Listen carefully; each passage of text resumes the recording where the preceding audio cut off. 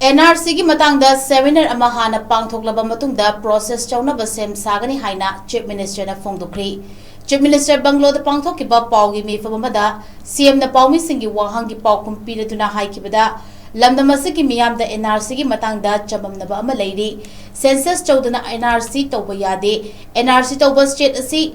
India ki oina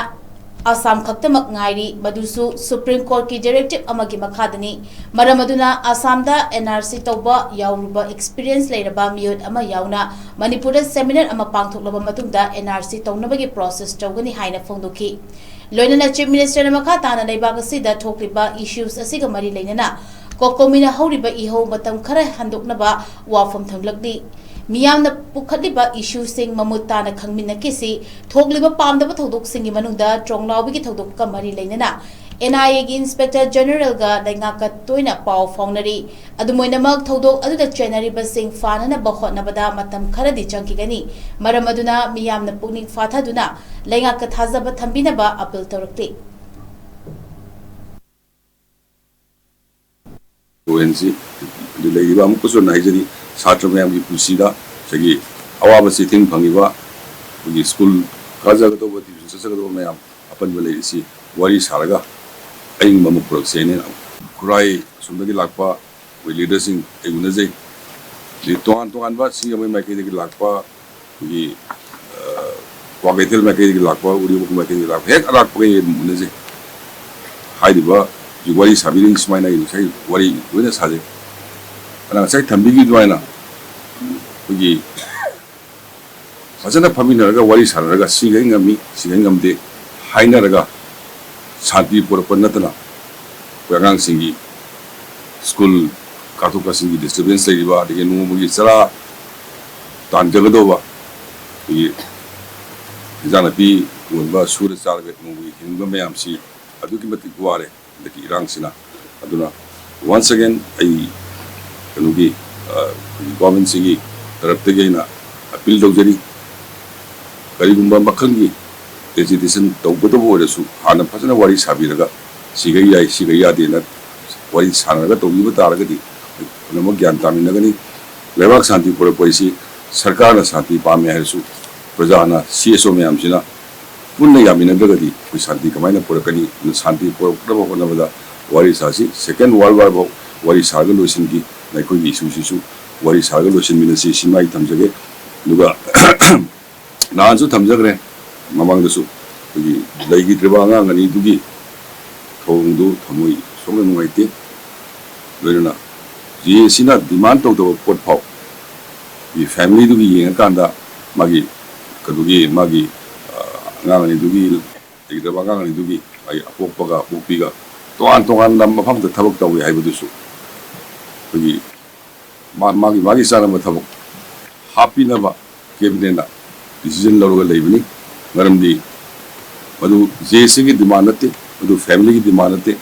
humanity ground da magi imung waga du yen kanda madu sarkar ne lepani aduna sarkar si praja gi pen da baisi sarkar haibum thoi wari sasi ingna aingna manipur ensi de leiba amkuso naijari satra mayam gi pusida sagi awaba sitting phangiba ugi school kaja ga to bati sasa ga mayam apan bale isi wari saraga aing mamu proxene once again appeal to any of the association of our state honorable chief minister several times hojiksu on behalf of the honorable chief minister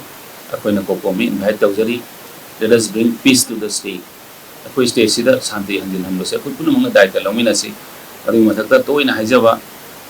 academic calendar akoi isa singsi loina kaisila asi singsi makoi de akoi future oigadori bani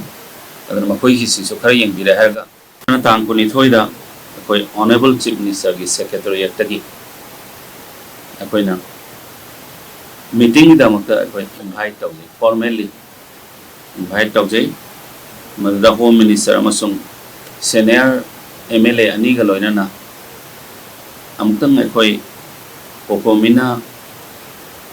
pambiriba mayamgi adugumba wakalon adu koi tanana bagida makta koina kaujabani adu kauba duda decline tawraga koi lapi hide letter sidale re media da su loina ayamba phongbi graba ngaktan ꯑꯗꯨꯒꯤ ꯃꯇꯨꯡꯗ ꯉꯁꯤꯒꯤ ꯑꯁꯤꯒꯨꯝꯕ rally ꯑꯁꯤ ꯌꯥꯝꯅ democratic ꯑꯣꯏꯕ ꯌꯥꯝꯅ ꯅꯟ violence ꯑꯣꯏꯕ ꯃꯑꯣꯡꯗ ꯄꯥꯡꯊꯣꯛꯄꯤꯒꯅꯤ ꯍꯥꯏꯗꯨꯅ ꯑꯩꯈꯣꯏ ꯚꯥꯏꯂꯦꯟꯁ ꯌꯥꯎꯗ꯭ꯔꯕ ꯗꯦꯃꯣꯀ꯭ꯔꯦꯇꯤꯛ ꯑꯣꯏꯕ any kind of protest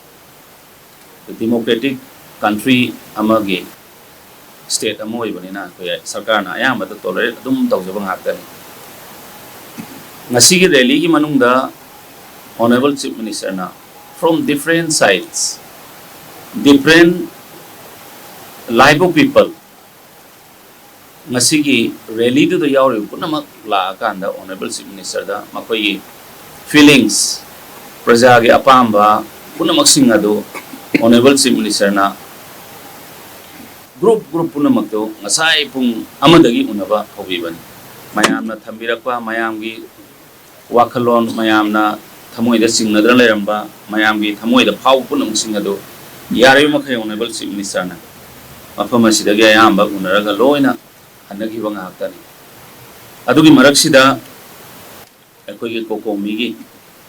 members sing khara la akanda memorandum ama charter of demand 7 wahang haijaba tare demand nate wahang taret yauba adugumba memorandum ama Honorable Chief Minister ki Secretariat Pibirami. Hujiksu Honorable Chief Minister invites the respected members of the COCOMI to come to the negotiating table. Whatever every war khudimaksu table amada phamakanda loisin banga haktani. We cannot just neglect any of the association of our state. Honorable Chief Minister several times on behalf of the Honorable Chief Minister akoina COCOMI invite tawjari let us bring peace to the state akoi state sida shanti hanjin hanbase akoi punamanga daita lomina si adi mathakta toina haijaba academic calendar akoi isa sing loina kaisila asi sing si makoi de akoi future oigadori bani adana makoi hi si so khara yeng bira haga COCOMI gi adugumba thauram kaya sing ado matam khara yethokpidana Manipur sida satri punamuk sing se makoi gi future se asi tan bada koina khadang mateng pang bada akoi sarkar da su mateng pang biyo haidana mayam thamjage